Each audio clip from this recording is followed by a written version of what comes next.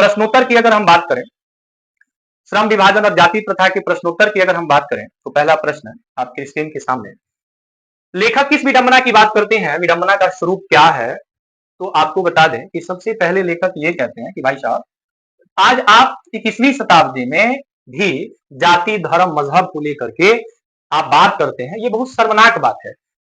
लेखक महोदय, आधुनिक युग में भी जातिवाद के पुष्पों की कमी नहीं है, जिसे विडंबना कहते हैं। कितनी विडंबना की बात है, कितना हंसने वाली बात है, मजाकिया बात है कि लोग विकास के नाम पे लोगों को वोट नहीं कर रहे हैं, अपने जात भाई को चुन रहे हैं। और जातिवाद भारत में कूट कूट कर भरा हुआ है, और यही कारण है कि यहाँ पे बेरोजगारी भी कूट कूट कर भरा हुआ है। लेबर फैक्ट्री अगर बिहार बना है तो इसी के चलते। इसलिए भैया जी, इस जाति पाति मजहब को वहीं छोड़ दीजिए, क्योंकि इसको लेकर के चलने वाला व्यक्ति बहुत ऊंचाई तक नहीं जाता है।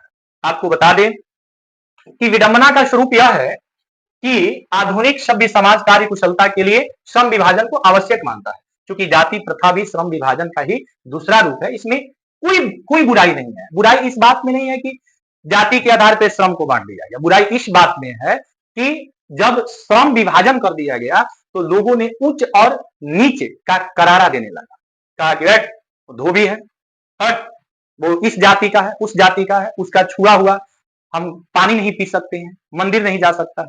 तो ये सारी चीजें समाज में सबसे बड़ी बुराइयां पनपने लगी, और ये बाबा साहब भीमराव अंबेडकर का यही तर्क है कि यही विडंबना है। जातिवाद के पोषक जो है उसके पक्ष में क्या तर्क देते हैं, अब देखिए भैया, कई तर्क देते हैं जातिवाद के पोषक। जो जातिवाद के जो पोषक हैं, समर्थक हैं, वो कहते हैं कि इसके पक्ष में अपना तर्क देते हुए उसकी उपयोगिता को सिद्ध करना चाहते हैं। वो कहते हैं कि जातिवादियों का कहना है कि आधुनिक सभ्य समाज कार्य कुशलता के लिए श्रम विभाजन को आवश्यक मानता है, क्योंकि श्रम विभाजन जाति प्रथा का ही दूसरा रूप है, इसलिए श्रम विभाजन में कोई बुराई नहीं है। ये तो सही बात है कि श्रम विभाजन कीजिए, जाति प्रथा कीजिए, लेकिन जो उच्च और नीच का करारा दे रहे हैं इसमें बुराई है, और इसका करारा मत दीजिए भैया, इसका करारा मत दीजिए। एक तो आप काम भी करवा लेते हैं, और दूसरी तरफ आप जो है उच्च नीच का करारा भी देते हैं। जातिवादी समर्थकों का यह भी कहना है कि माता पिता के सामाजिक स्तर के अनुसार ही, यानी गर्भधारण के समय से ही मनुष्य का पेशा निर्धारित कर दिया जाता है। ये अच्छी बात नहीं है कि कहते हैं कि नाम रख लेंगे जगत गुरु और ज्ञान का ठिकाने, नाम रख लेंगे वकील और कानून की जानकारी है। कहने का मीन्स ये है कि अभी बच्चा पैदा भी नहीं हुआ, उसके पूर्व ही आपने यह निर्धारण कर लिया कि बच्चा पैदा होगा तो क्या करेगा। आपने न तो उसकी टैलेंट देखी, न उसकी क्षमता देखा, न योग्यता देखा, बस मुंह उठा करके गर्भधारण के समय से ही आपने उसके कार्य का निर्धारण कर दिया। आप कौन होते हैं निर्धारण करने वाले? बच्चा पैदा होगा अपनी शैक्षणिक योग्यता के अनुसार, बहुमुखी प्रतिभा के अनुसार वह इस चीज का चयन करेगा कि वह डॉक्टर बनेगा, कि इंजीनियर बनेगा, कि साइंटिस्ट बनेगा, कि पॉलिटिशियन बनेगा। कि आप कहेंगे कि पैदा होगा तो बस वही सफाई कर्मी बनेगा, ये गलत बात है।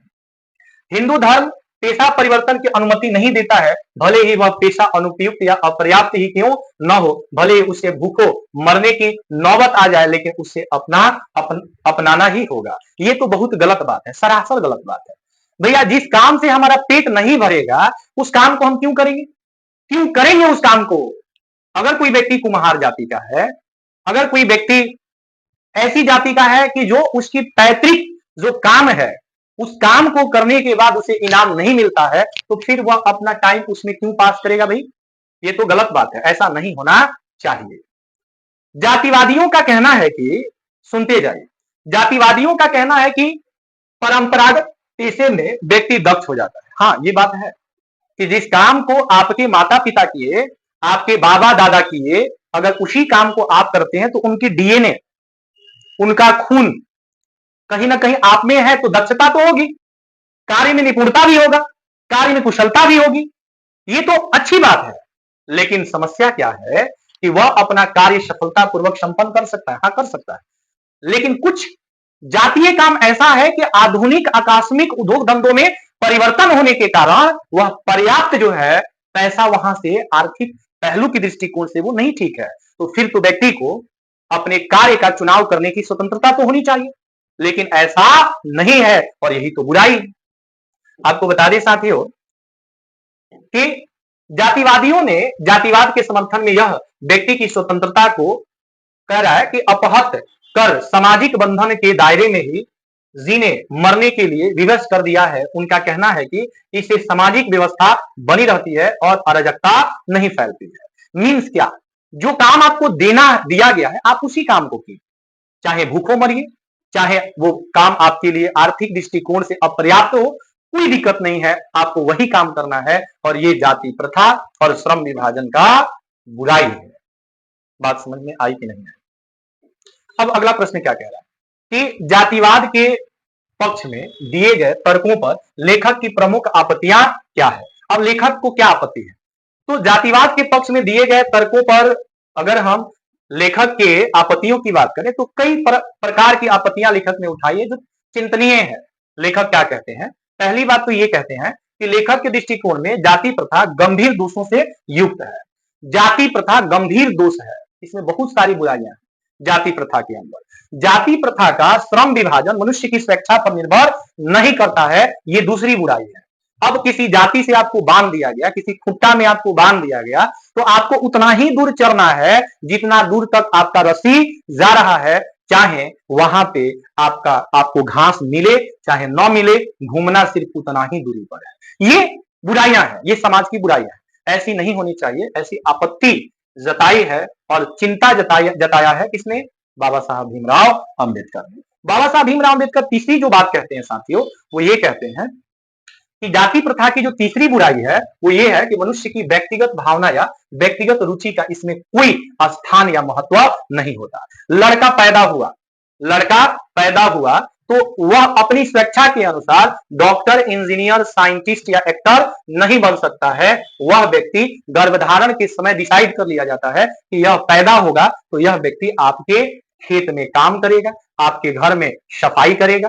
समझ रहे हैं कि नहीं, मतलब कि मजदूर, किसान, कामगार का काम करेगा, उसकी दक्षता पर इसका कोई दक्षता से कोई मतलब नहीं। अगला लेखक चौथा बात जो लेखक कहते हैं वो ये कहते हैं कि आर्थिक पहलू से भी, रुपया पैसा से भी अत्यधिक हानिकारक जाति प्रथा है। मतलब कि जाति प्रथा में बन जाने के कारण व्यक्ति चालू काम करता है, मनमुटाव काम करता है, मनचाहे ढंग से पूरे 100% अपना नहीं देता है, जिससे उसको पैसे नहीं मिल पाती है और फिर यह प्रथा एक हानिकारक प्रथा बन जाती है। अंतिम जो लेखक की आपत्ति है वो ये है कि जाति प्रथा मनुष्य की स्वाभाविक प्रेरणा, रुचि और आत्मशक्ति को दबा देती है, साथ ही अस्वाभाविक नियमों में जकड़कर निष्क्रिय भी बना देती है और व्यक्ति समझिए कि उसका पेट भरे या ना भरे, व्यक्ति को वही काम करना पड़ता है जो उसके माथे पे जड़ दिया गया है। अगला प्रश्न जो है प्रश्न संख्या 4, इसको ध्यान से समझेंगे साथियों कि जाति भारतीय समाज में श्रम विभाजन का स्वाभाविक रूप क्यों नहीं कही जा सकती है, कारण क्या है। तो सबसे पहले भारतीय समाज में जाति जो है श्रम विभाजन का स्वाभाविक रूप नहीं कही जा सकती है, क्योंकि श्रम के नाम पर श्रमिकों का विभाजन है और श्रमिकों के बच्चे को अनिच्छा से अपने बपौती का काम करना पड़ता है, जो आधुनिक समाज के लिए स्वाभाविक रूप नहीं है। ये डिसाइड करने वाले दूसरे लोग कौन होते हैं कि बच्चा जब पैदा होगा तो वह कौन सा काम करेगा। ये तो बच्चा पे डिपेंड करता है ना कि बच्चा का इंटरेस्ट किस चीज में है। जिस चीज में वो पैशनेटली इंटरेस्टेड होगा वही काम ना करेगा भैया जी। अब आप जबरदस्ती जो है आप उसको कोई काम थोप देंगे तो फिर तो ये गलत बात है। जाति प्रथा भारत में बेरोजगारी का एक तो प्रमुख और दूसरा प्रत्यक्ष जो है कारण बनी है, इस चीज पे आपको फोकस करना है। जाति प्रथा मनुष्य को जीवन भर के लिए एक ही पेशे में क्या कर देती है, बांध देती है। ये जाति प्रथा की बुराई। दूसरी चीज है कि भले ही पेशा अनुपयुक्त या अपर्याप्त होने के कारण वह भूखों में मर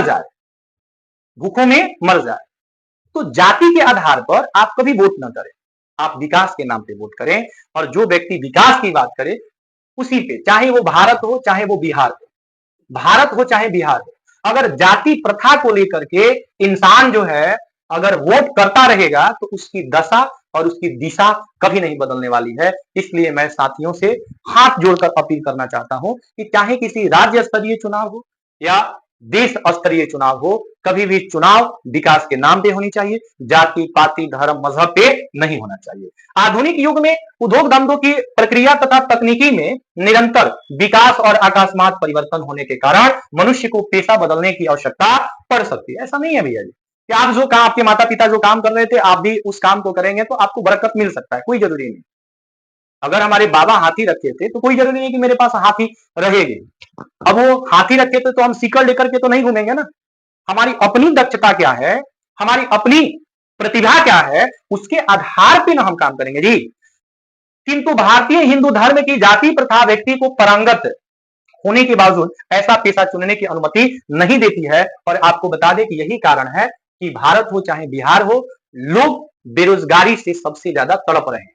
बेरोजगारी का प्रमुख कारण है जाति प्रथा। अपने जात के भाई को ही वोट करना है, चाहे वो कितना भी लूट ले, कितना भी बड़ा लुटेरा हो, कितना भी बड़ा चुट्टा हो, लेकिन हम वोट उसी को करेंगे क्योंकि वो हमारे जाति का है। और ये जाति है कि जाति नहीं है, इसलिए भारत और बिहार से बेरोजगारी भी कभी नहीं जाती है। अगर आप चाहते हैं कि बिहार और भारत से बेरोजगारी जाए तो सबसे पहले आपको इस जाति को यहां से भेजना पड़ेगा।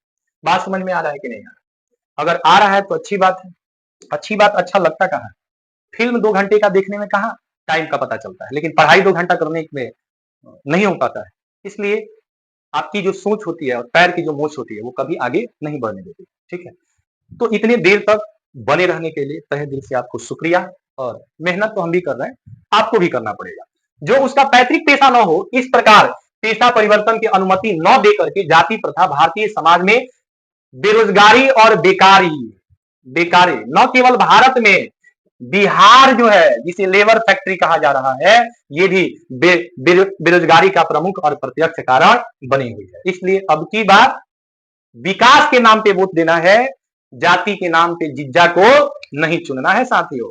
अगर आप चाहते हैं कि राज्य और देश का तरक्की हो तो उसी व्यक्ति को चुनिए जो व्यक्ति आपके क्षेत्र का विकास करता है, चाहे वो किसी जाति पाति धर्म मजहब का है, इससे कोई मतलब नहीं। लेखक आज के उद्योगों में गरीबी और उत्पीड़न से भी बड़ी समस्या किसे मानते हैं और क्यों मानते हैं? तो जाति प्रथा को मानते हैं। ये जाति प्रथा बहुत खतरनाक है साथियों। इस जाति प्रथा ने हमें बहुत पीछे किया है और कहां लेकर के जाएगा ये किसी को पता नहीं है। इसलिए इस जाति को हमारे समाज से जाना पड़ेगा। लेखक आज के उद्योगों में गरीबी और उत्पीड़न से भी बड़ी समस्या अगर किसी चीज को मानते हैं तो वह है जाति प्रथा। जाति प्रथा को ही मानते हैं क्योंकि जाति प्रथा के कारण पेशा चुनने में स्वतंत्रता नहीं होती है और मनुष्य की व्यक्तिगत भावना तथा व्यक्तिगत रुचि का इसमें कोई स्थान नहीं होता है। और मजबूरी बस जहां तक काम करने वाले का न तो दिल लगता है और न दिमाग लगता है। मैंने कहा था ना, बिना मन के बियाह कनपटी पर ले सिंदूर। और कुशलता की कैसे प्राप्त की जा सकती है? जिस काम में आपको इंटरेस्ट ही नहीं है आप उसमें एक्सपर्ट कैसे बन सकते हैं? जुनून जज्बा जिस काम को करने में होता है उस चीज में ना आप एक्सपर्ट बनते हैं। चालू काम कर रहे हैं, अरुचि के साथ काम कर रहे हैं, फिर तो आपके कार्य में कुशलता कभी आएगी ही नहीं। अतः यह निर्विवाद रूप से सिद्ध हो जाता है कि आर्थिक पहलू से भी जाति प्रथा एक हानिकारक प्रथा है। अगर आप बिहार की विकास चाहते हैं तो सबसे पहले यहां से जाति पाति धर्म मजहब हटाना पड़ेगा और उस व्यक्ति को लाना पड़ेगा जो विकास की बात करता है। और ऐसा बात सिर्फ और सिर्फ अभी के समय में प्रशांत किशोर कर रहे हैं। इसलिए समस्त जनता से मेरी अपील है, प्रशांत किशोर का सपोर्ट कीजिए। एक अच्छे व्यक्तित्व है उनका, अच्छी विजन है बिहार को लेकर के, एक बार उनको मौका मिलना चाहिए। जो व्यक्ति नेशनल लेवल पे अपनी इतना बड़ा नेम एंड फेम बना लिया है, उस व्यक्ति को कहीं ना कहीं इस मिट्टी से जुड़ा हुआ है। समझ रहे हैं कि नहीं साथी? वह व्यक्ति अपने लिए नहीं आया है। जो बिहारियों को गालियां पड़ रही है, जो बिहारियों को लेबर फैक्ट्री, अपने कौम को बचाने के लिए, अपनी इस मिट्टी को बचाने के लिए वह लाल पैदा हुआ है, वह लाल आया हुआ है। कितनी क्रिटिकल है चीजें, लोगों के कंधे से कंधे मिलाकर के यात्रा करना, पद यात्रा करना। महात्मा गांधी ऐसा किया करते थे। उस व्यक्ति में हमको महात्मा गांधी दिखता है। और इसलिए आप देखिएगा कि जन सुराज जिसके बैकग्राउंड में महात्मा गांधी का वह तस्वीर यह दर्शाता है कि प्रशांत किशोर महात्मा गांधी के पद पे यात्रा कर रहे हैं और वह व्यक्ति कभी गलत नहीं हो सकता है साथी। इसलिए एक बार मौका मिलना ही चाहिए। हाथ जोड़कर मैं आपसे विनती करता हूं कि एक बार बिहार में विकास के नाम पर नेता को चुनिए। क्योंकि अब तक क्या होते आया है बिहार में आप भी अच्छी तरह से जानते हैं, हम भी अच्छी तरह से जानते हैं। तो एक बार मौका मिले, फिर देखिए प्रशांत किशोर का चौका कैसा होता है। अब अगला प्रश्न क्या कह रहा है? अगला प्रश्न कह रहा है कि लेखक ने पाठ में 3 प्रमुख पहलुओं से जाति प्रथा को एक हानिकारक प्रथा के रूप में दिखलाया है। अब इस चीज को हम आपको बताएं कि हानिकारक प्रथा कैसे है। तो जाति प्रथा के कारण श्रमिकों का अस्वाभाविक विभाजन हो गया है, आपस में ऊंच नीच की भावना भी विद्यमान है। जाति प्रथा के कारण अनिच्छा से पुश्तैनी पेशा अपनाना पड़ता है, जिसके कारण मनुष्य की पूरी तरह क्षमता का उपयोग नहीं होता है। आर्थिक विकास में भी जाति प्रथा बाधक है। तो ये चीजें स्पष्ट। अगला चीज देखते हैं, सच्चे लोकतंत्र की स्थापना के लिए किन विशेषताओं को आवश्यक माना है। कह रहा है कि डॉक्टर भीमराव अंबेडकर ने सच्चे लोकतंत्र की स्थापना के लिए निम्नलिखित विशेषताओं को उल्लेखित किया है। अब इसमें पहली विशेषता क्या है साथियों? पहली विशेषता है कि अगर आप चाहते हैं कि सच्चा लोकतंत्र हो के लिए समाज में स्वतंत्रता होनी चाहिए, क्षमता होनी चाहिए, भ्रातृत्व होनी चाहिए। लोग आजादी के साथ घूम फिर सके, पेशा चुनने की स्वतंत्रता हो, समानता हो, न तो उच्च जात न तो नीच जात, सब लोग एक समान हो, एक समान, किसी में भेदभाव न हो, ठीक है। और भ्रातृत्व तो मतलब भाईचारा हो। अगर ये सारी चीजें हैं तो आप लोकतंत्र को सच्चा लोकतंत्र कह सकते हैं। समाज में इतनी गतिशीलता होनी चाहिए कि कोई भी वांछित परिवर्तन समाज के एक छोर से दूसरे छोर तक संचालित हो सके। उद्योग धंधों में परिवर्तन हो, ये काम नहीं करेंगे, दूसरा काम करेंगे, जिससे हमारा पेट भरता हो, जिससे हमारे परिवार का लालन पालन पोषण होता हो, हम वही काम करेंगे ना जी। अब इस ऐसे खुट्टे में बांध दीजिए जिसमें चारा ही ना मिले, दाना ही नहीं मिले, घास ही नहीं मिले, तो फिर वहां पे जानवर रह के क्या करेगा? भूखे ही मरेगा। समाज में बहुविध हितों में सबका भाग होना चाहिए और सबको उनकी रक्षा के प्रति सजग रहना चाहिए। अगला पॉइंट है कि सामाजिक जीवन में अबाध संपर्क के अनेक साधन व अवसर उपलब्ध होने चाहिए और दूध पानी के मिश्रण की तरह भाईचारा होनी चाहिए। किसी प्रकार का भेदभाव नहीं होना चाहिए। अगर ये सब गुण पाया जाएगा तो सच्चे लोकतंत्र की स्थापना होने से कोई नहीं रोक सकता। इन्हीं गुणे या विशेषताओं में से युगतंत्र का दूसरा नाम लोकतंत्र है। लोकतंत्र शासन की एक ऐसी पद्धति नहीं है। लोकतंत्र मूलतः सामूहिक जीवनचर्या की एक रीति तथा समाज की सम्मिलित अनुभवों के आदान प्रदान का नाम है। इसमें यह आवश्यक है कि अपने साथियों के प्रति श्रद्धा और सम्मान की भावना हो। जय हिंद, जय भारत। चीजों को अच्छे से समझिए, हर एक चीज आपको जानकारी हेतु दिया गया है। मेरा मकसद किसी के दिल को आघात करना नहीं है और न ही मैं किसी पार्टी का सपोर्टर हूं। व्यक्तिगत जो मेरा मत होता है मैं आप सभी के साथ शेयर करता हूं, इसको अदरवाइज में आप नहीं लेंगे। मैं किसी पार्टी विशेष का प्रचारक नहीं हूं। मेरा जो व्यक्तिगत भावना है, जो व्यक्तिगत सोच है, जो देश और राज्य तरक्की कर सकता है, वही चीजें मैं आपके साथ शेयर करता हूं। अंत तक बने रहने के लिए बहुत बहुत धन्यवाद। अब मुझे इजाजत दीजिए, जाने के लिए। मिलते हैं नेक्स्ट वीडियो में, तब तक के लिए जय हिंद।